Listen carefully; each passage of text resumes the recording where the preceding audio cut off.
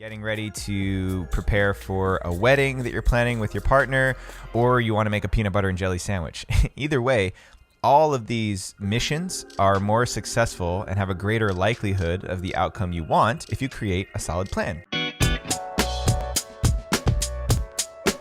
When I first started sitting in with my men's team down in Ventura County, California here, and I was watching these men do things and communicate in ways with each other that I had never seen anywhere before.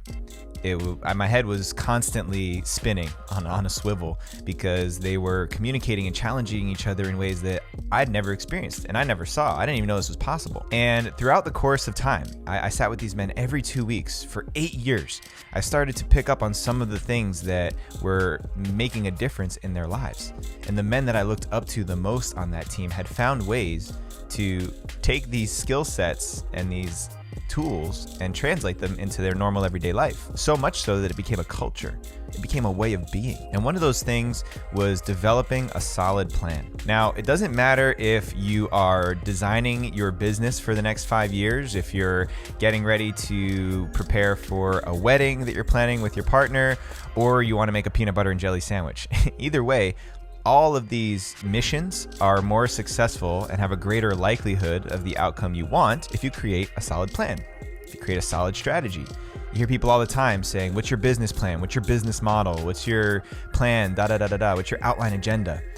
But how often do you actually take the time to work out a well thought out, thorough plan? This is something that I really needed to learn myself, obviously. I was sitting on a space with these guys and I was in my 20s just ready to improvise and shoot off the hip. Now, that's an important skill set that we'll talk about another day. The ability to adapt with the unknown and improvise on the fly when things don't go according to plan. But the opposite side of that coin is creating a strategy based on what you know. What do you know about yourself? What do you know about the circumstances, about the situation that you're engaging and encountering? What do you know? What can you anticipate might happen by venturing into this unknown? What can you anticipate is going to happen to your business and to the market that you're in over the course of the next 5 years? What can you imagine are some of the obstacles and barriers you're going to come up against trying to support your partner plan your wedding? What are some of the challenges you're going to face when trying to make a peanut butter and jelly sandwich?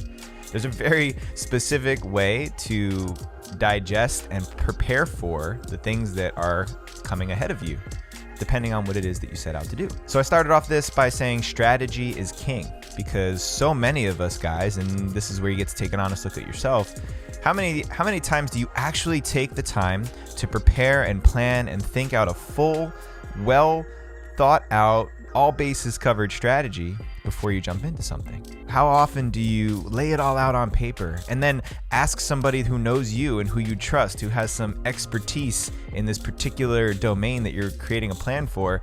How often do you ask somebody to take a look and review at what you're planning to do?